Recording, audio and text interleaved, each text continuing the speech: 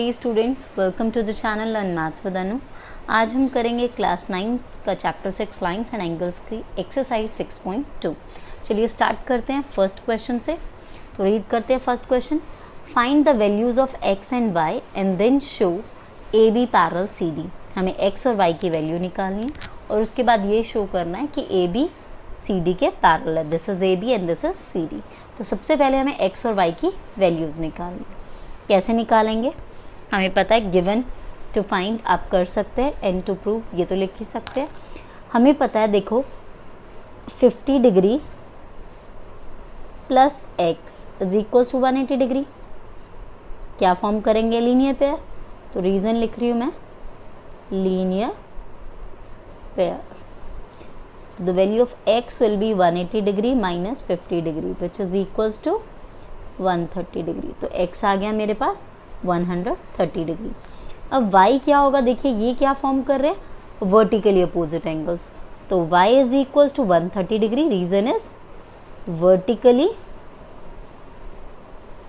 Opposite angles. अब x और y की वैल्यू मैंने फाइंड कर ली। अब शो करना है ए बी सी डी के पैरेलल है। जब भी हमें पैरेलल प्रूव करना हो तो या तो हमें ऑल्टरनेट एंगल का पेयर या फिर कॉरेस्पॉन्डिंग एंगल का पेयर इक्वल प्रूव करना पड़ता है। ठीक है, अब हमें दिख रहा है एक्स और वाई दोनों की वैल्यू क्या है, 130 डिग्री, और दोनों ही क्या है, ऑल्टरनेट इंटीरियर एंगल्स के पेयर हैं। तो हम क्या लिख सकते हैं, क्योंकि हमें पता है एक्स वाई के इक्वल है, दोनों ही 130 डिग्री के। क्या लिखेंगे? Also these are alternate interior angle, therefore we can say that A B is parallel to C D. तो हम क्या कह सकते हैं, also these are alternate interior angles, therefore we can say that AB parallel CD। किससे?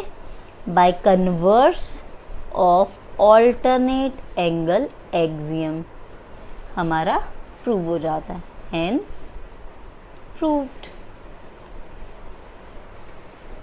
Second question read करते हैं। Second question में क्या है, if AB parallel CD, A B C D के पैरेलल है और सी डी ई एफ के पैरेलल है।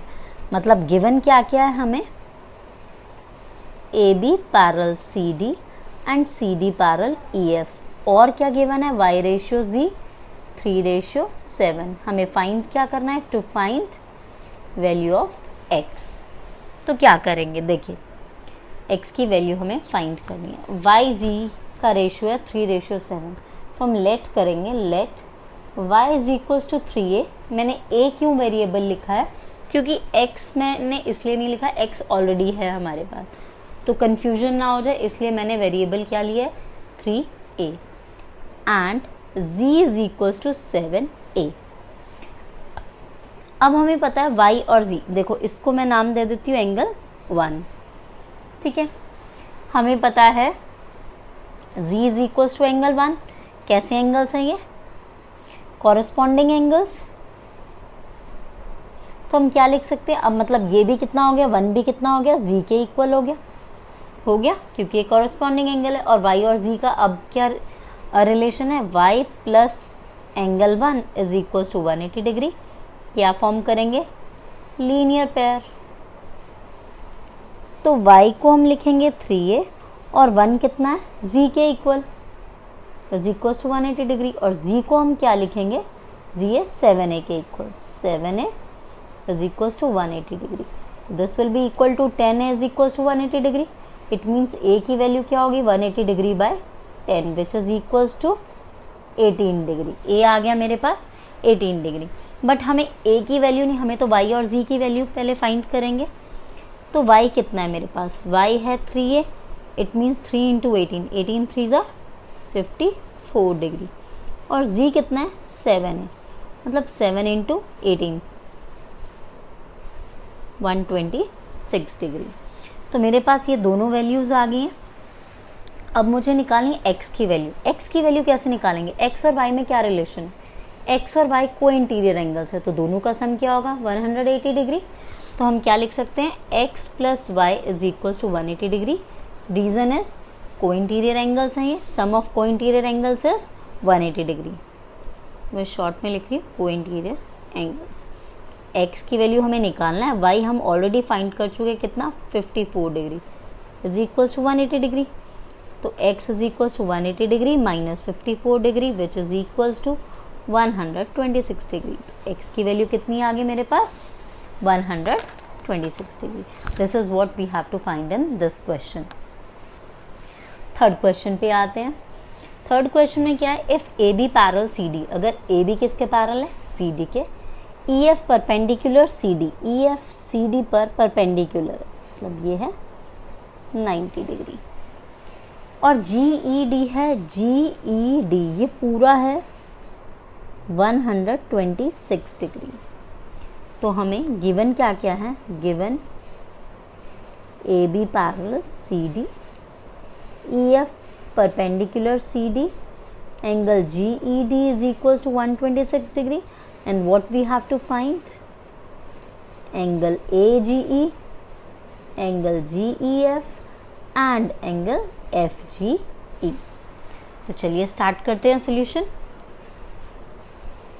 अब देखिए सबसे पहले AGE निकालना है। AGE means this angle, AGE this angle we have to find। AGE किसके इक्वल है, देखिए Z फॉर्म कर रहा है, AGE और GED, AGE GED के इक्वल होगा, AGE is equal to angle GED। कैसे एंगल्स हैं ये एंगल्स हैं, देखो Z फॉर्म कर रहे हैं तो हम लिखेंगे ऑल्टरनेट एंगल्स। तो एंगल AGE GED कितना है 126 डिग्री, तो ये एंगल आ गया 126 डिग्री के इक्वल। क्लियर, तो हमने ये वाला एंगल फाइंड कर लिया। अब GEF मीन्स इतना सा एंगल। अब आप देखेंगे GEF इतना सा एंगल कैसे होगा, GEF को हम क्या लिख सकते हैं, ये पूरा एंगल 126 है, उसमें से इतना 90 डिग्री है, तो GEF बचा हुआ 126 में से 90 गया तो बचा हुआ GEF हो गया। तो GEF को क्या लिखेंगे, angle GED minus angle FED। तो GED कितना है 126 डिग्री माइनस 90 डिग्री, ये होगा 36 डिग्री। तो GEF कितना हो गया मेरा 36 डिग्री, GEF भी आ गया। अब FGE मतलब ये वाला एंगल, ये निकालना। ये कैसे निकालेंगे, AGE मेरे पास आ गया 126 डिग्री और इन दोनों एंगल का सम क्या होगा 180 डिग्री बाइलिनियर पेयर। तो क्या लिखेंगे, angle AGE plus angle FGE is equal to 180 degree by linear pair. AGE कितना है 126 डिग्री, FGE कितना हो जाएगा, FGE is equal to 180 degree minus 126 degree, 17 में से 12 गया 54 डिग्री। तो हमारा FGE कितना हो गया 54 डिग्री। इस तरीके से हमारे तीनों एंगल निकल गए। फोर्थ क्वेश्चन देखते हैं, इफ PQ पैरल ST, अगर PQ ST के पैरल हैं, इस एरो का मतलब है ये पैरल है, एंड PQR है 110 डिग्री और RST कितना है 130 डिग्री। गिवन क्या क्या है हमारे पास, PQ parallel ST, angle PQR 110 degree, angle RST 130 degree, और हमें फाइंड क्या करना है, टू फाइंड एंगल QRS। इसके लिए हम कंस्ट्रक्शन करेंगे। कंस्ट्रक्शन में मैंने क्या किया, एक लाइन पैरल ड्रॉ की जो कि R से पास करती है, और किसके पैरल, PQ और ST के पैरल ड्रॉ कर दी। मैंने नाम दे दिया इसको XY। तो कंस्ट्रक्शन में मुझे मेंशन करना पड़ेगा, draw a line XY parallel to PQ and ST passing through R। ठीक है, अब मैं इसको नाम दे देती हूँ एंगल 1, मान लो इसको दे दिया मैंने 1, इसको दे दिया 2, इसको दे दिया 3, इसको दे दिया 4 और इसको दे दिया 5। अब कैसे करेंगे हम देखेंगे 1 और 2 का सम। सॉल्यूशन कैसे करते हैं, एंगल 1 प्लस एंगल 2 कितना होगा 180 डिग्री। कैसे एंगल्स होंगे ये, को इंटीरियर एंगल्स। को इंटीरियर एंगल्स का सम क्या होता है 180 डिग्री। 1 कितना है 110 degree plus angle 2 is equal to 180 degree. तो एंगल 2 कितना हो गया 180 degree minus 110 which is equal to 70 degree. तो ये आ गया मेरे पास 70 डिग्री। हमें निकालना क्या है, देखो इसमें क्यू आर एस मतलब एंगल 3 निकालना है। तो 2 4 अगर मैंने फाइंड कर लूँ तो 3 निकल जाएगा, क्योंकि तीनों एंगल का सम 180 डिग्री होगा। तो मैंने 2 तो फाइंड कर लिया, 4 कैसे निकालेंगे। सिमिलरली एंगल 5 और 4 का सम क्या होगा, angle 5 plus angle 4 is equal to 180 degree. क्या रीज़न है, को इंटीरियर एंगल्स। 5 कितना है 130 डिग्री, तो एंगल 4 कितना होगा मेरे पास, एंगल 4 होगा 180 degree minus 130 degree which is equal to 50 degree. अब देखेंगे 2 एंगल आ गया मेरे पास 70 डिग्री, 4 आ गया 50 डिग्री। 3 कैसे निकालेंगे, हमें पता है angle 2 plus angle 3 plus angle 4 is equal to 180 degree. क्या लिखेंगे, angles on the straight line. Straight line पे जो एंगल्स होते हैं उनका सम कितना होता है 180 डिग्री। तो 2 का एंगल 2 कितना है 70 डिग्री। 3 हमें फाइंड करना है और 4 कितना है हमारे पास 50 degree is equal to 180 degree. तो 70 और 50 कितना हो गया 120 degree plus angle 3 is equal to 180 degree. तो एंगल 3 आ गया 180 degree minus 120 degree which is equal to 60 degree. इसका मतलब एंगल 3 क्या था जो हमें निकालना था, एंगल QRS। ये कितना आ गया 60 डिग्री। आई होप ये क्वेश्चन क्लियर हो गया होगा। 5th क्वेश्चन पे आते हैं। If AB parallel CD, given क्या है AB parallel CD, angle APQ है 50 डिग्री, एंगल PRD है 127 डिग्री। हमें फाइंड क्या करना है, to find X and Y। देखिए अगर ABCD के पैरल है, ये Z फॉर्म कर रहा है, तो मतलब एंगल APQ किसके इक्वल होगा, X के इक्वल। क्यों, कैसे एंगल होंगे Z फॉर्म करें, ऑल्टरनेट इंटीरियर एंगल्स। तो हमारे पास ये कितना है 50 डिग्री, मतलब X की वैल्यू क्या आ गई 50 डिग्री। X तो आ गया। Y कैसे निकालेंगे, अब ये पूरा भी क्या फॉर्म कर रहा है Z, इसका मतलब APR, एंगल APR किसके इक्वल होगा, एंगल PRD के। APR PRD के इक्वल होगा, क्या form, alternate interior angles. APR के अंदर 2 एंगल है, कौन कौन से, APQ और QPR। APR देखो ये पूरा है, ऐसे Z फॉर्म हो रहा है। इस वाली लाइन को अगर हम भूल जाएं तो ये Z फॉर्म हो रहा है। ये दोनों एंगल क्या होंगे, ऑल्टरनेट इंटीरियर एंगल्स। तो ये क्या लिखेंगे हम इसे 50 degree plus Y is equals to PRD कितना है 127 डिग्री, तो Y आ गया 127 डिग्री माइनस 50 डिग्री, ये होगा 777 डिग्री। करते हैं इस एक्सरसाइज का last question, question number 6। PQ एंड RS are 2 mirrors placed parallel to each other. PQ और RS 2 मिरर्स हैं जो कि एक दूसरे के पैरेलल हैं, ठीक है, to each other. And incident ray AB, एक इंसिडेंट रे AB स्ट्राइक करती है किस मिरर पे, PQ पे, कहाँ, B पे, ठीक है, और रिफ्लेक्ट होके the reflected ray moves along the path BC, ये BC पाथ के लॉन्ग मूव करती है और क्या करती है, and strikes the mirror RS को स्ट्राइक करती है C पे, वापस से रिफ्लेक्ट होती है CD के अलोंग। इस तरीके से ये रिफ्लेक्शन का टॉपिक है, उससे रिलेटेड क्वेश्चन है। प्रूव करना हमें ABCD के पैरेलल है, ठीक है।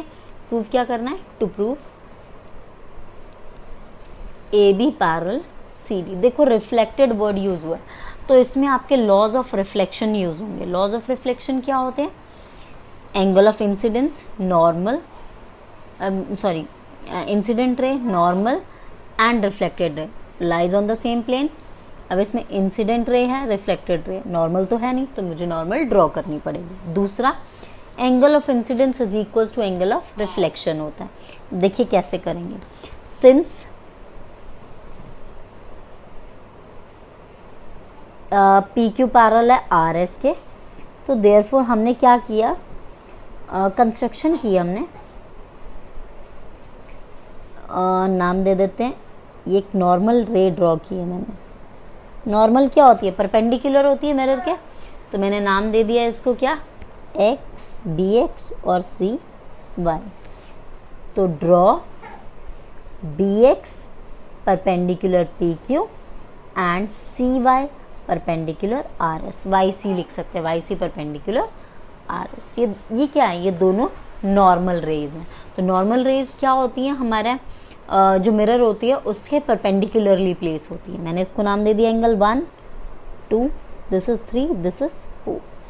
अब लॉज ऑफ रिफ्लेक्शन क्या बोलती हैं कि angle of incidence angle of reflection के इक्वल होता है। अब ये एंगल ऑफ इंसिडेंस क्या होती है, इंसिडेंट रे और नॉर्मल के बीच में जो एंगल फॉर्म होता है इसको बोलते हैं एंगल ऑफ इंसिडेंस। और एंगल ऑफ रिफ्लेक्शन क्या होता है, जो इंसिडेंट रिफ्लेक्टेड रे और नॉर्मल के बीच में जो एंगल फॉर्म होता है उसको बोलते हैं एंगल ऑफ रिफ्लेक्शन। तो हमारा लॉज ऑफ रिफ्लेक्शन क्या कहता है, angle of incidence angle of reflection के इक्वल होगा। तो एंगल 1 2 के इक्वल होगा, किससे, by laws of reflection. Similarly angle 3 angle 4 के इक्वल होगा, क्योंकि ये भी इसके लिए क्या है, इंसिडेंट रे और ये क्या है, रिफ्लेक्टेड रे। सेम रीजन आएगा, बाय लॉज ऑफ रिफ्लेक्शन। अब देखो ये दोनों पैरेलल है और ये दोनों भी क्या है, 90 डिग्री है, मतलब ये दोनों भी आपस में पैरेलल है। B X since B X parallel C Y क्यों है, ये तो समझ में आ गया। तो ये पैरेलल है तो एंगल 2 एंगल 3 के इक्वल होगा। क्या फॉर्म कर रहा है, जेड। कैसे एंगल होंगे, ऑल्टरनेट इंटीरियर एंगल्स। अब मैं क्या लिखूंगी, दोनों का ट्वाइस कर दूंगी, ठीक है, मैं दोनों का ट्वाइस कर दूंगी, multiplying by 2 on both sides. तो ये हो जाएगा ट्वाइस ऑफ एंगल 2 और ये हो जाएगा ट्वाइस ऑफ एंगल 3। एंगल 2 का दुगना, 1 और 2 क्योंकि इक्वल हैं तो एंगल 2 का दुगना ये पूरा ए बी सी लिख सकती हूँ, एंगल ए बी सी। और 3 का दुगना क्या लिख सकती है, पूरा हो जाएगा बी सी डी। और क्योंकि ये दोनों एंगल भी क्या है, also these are alternate interior angles. तो अगर हम किसी भी अगर हम ऑल्टरनेट एंगल या कॉरेस्पॉन्डिंग एंगल इक्वल प्रूव कर देते हैं, इट मीन्स दोनों लाइन क्या है, पैरेलल। हम क्या लिखेंगे, therefore A B parallel C D, hence proved.